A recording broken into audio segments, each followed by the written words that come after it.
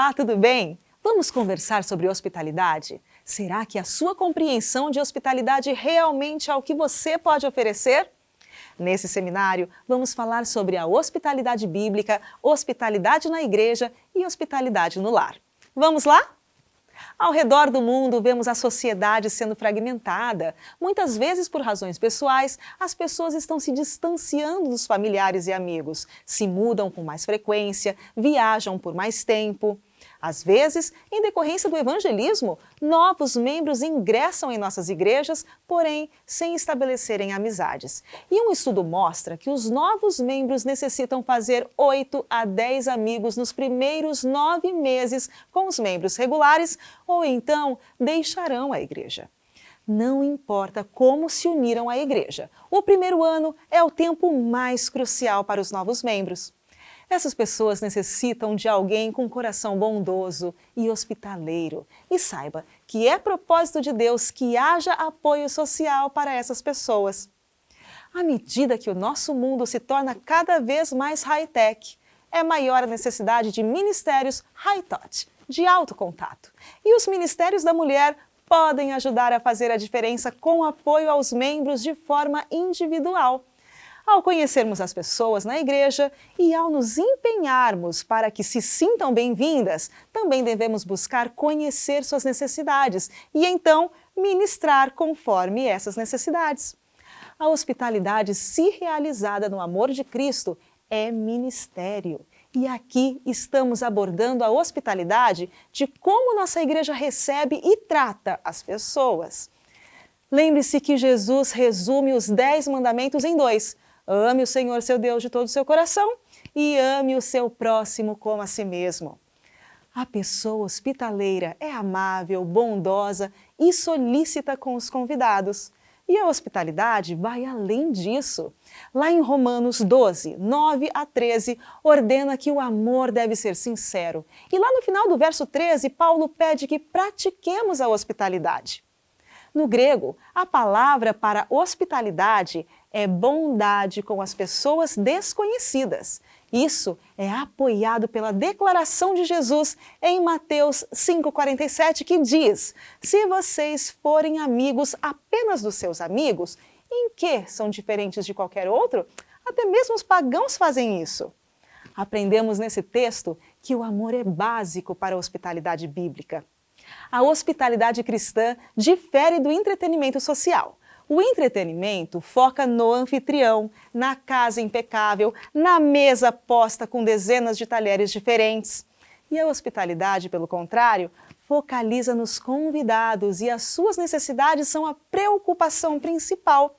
E ela pode acontecer em qualquer lugar, por homens e mulheres. A verdadeira hospitalidade cristã é cuidar das pessoas. E a Bíblia põe muita ênfase na hospitalidade. Em Hebreus 13, 2 diz: não se esqueçam da hospitalidade. Foi praticando-a que, sem saber, alguns acolheram anjos. E o privilégio de Abraão e Ló, você se lembra? Esse privilégio não nos é negado mesmo nos dias atuais. Os anjos entram em nosso lar e nos deixam bênçãos.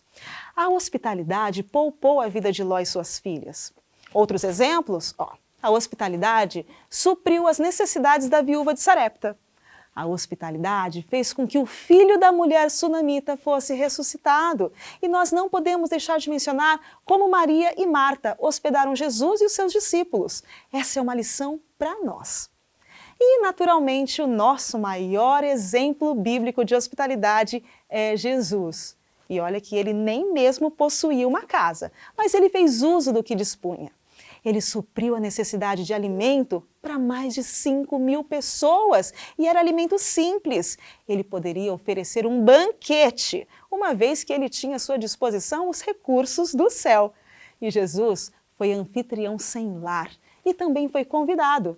Ele dependia da hospitalidade em seu ministério.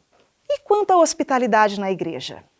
A igreja é um centro lógico para a hospitalidade. Pessoas muito diferentes se encontram a ponto de formarem uma família.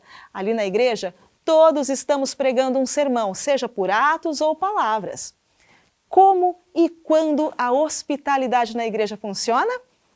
Ela deve começar antes do visitante chegar. Primeiro, ele deve ter facilidade para encontrar a igreja. A identificação na fachada da igreja é visível, clara e convidativa? Há lugar reservado para visitantes estacionarem? Qual é a aparência da igreja? Que sensações sua igreja desperta nos visitantes? A temperatura é agradável? Está vendo? São diversos os fatores a se considerar. Quando entram na igreja, todos deveriam ser calorosamente recebidos. Se a igreja utiliza boletim, precisa ser entregue.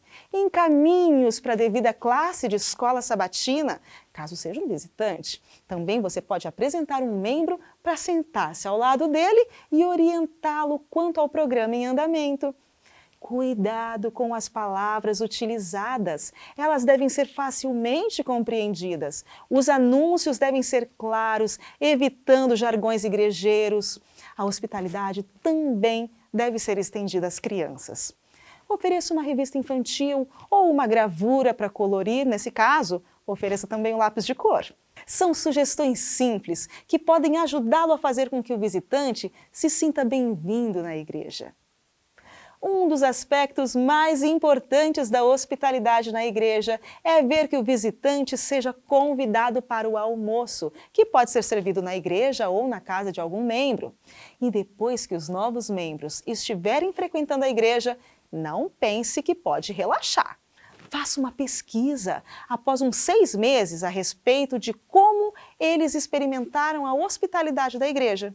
Perguntas simples assim: qual classe da escola sabatina está matriculado? Você foi convidado para a casa de algum membro para fazer algum almoço, algum pôr do sol? Foi feita a celebração especial no dia do seu batismo? Conhece, tem contato com o pastor? Perguntas que garantam que eles continuem sendo bem-vindos. Sabia que até os ex-membros deveriam ser incluídos na hospitalidade da igreja?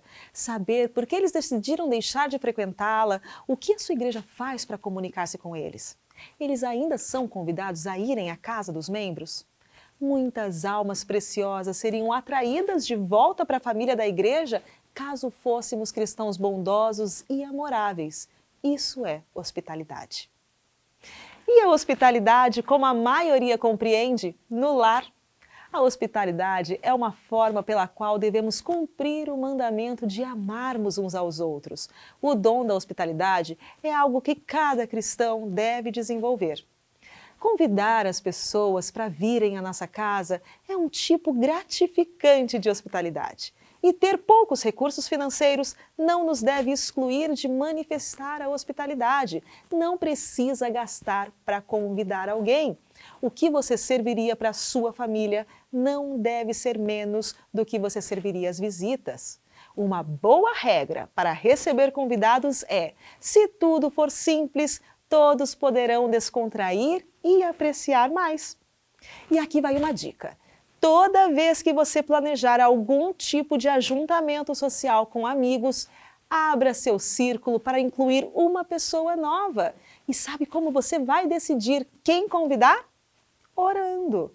A oração é uma parte muito importante do evangelismo pela hospitalidade. Ore e peça a direção do Espírito Santo ao planejar o evento e pela lista de convidados. Oração por seus convidados será de grande proveito.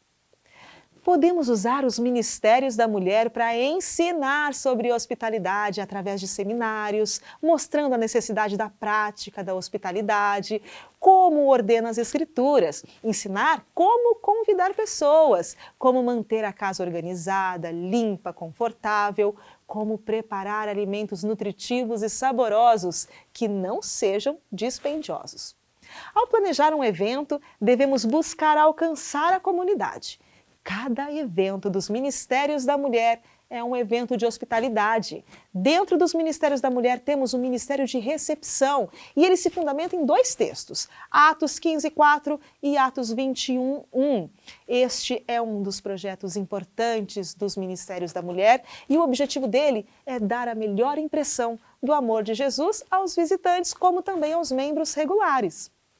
Como fica notado pelas histórias de Abraão, Ló, viúva de Sarepta, mulher sunamita e outras histórias que você mesmo pode ter experimentado, a hospitalidade pode ser gratificante.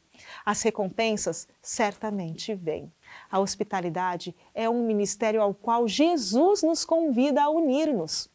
Desejo que os nossos corações e os lares se abram de maneira como Deus deseja que façamos. Assim, a nossa igreja começará a crescer de uma forma nunca vista. Que cada espaço em nossa casa se torne um santuário e que todos que entrem na nossa casa possam dizer: obrigada por ter me aceito. Deus está nesta casa.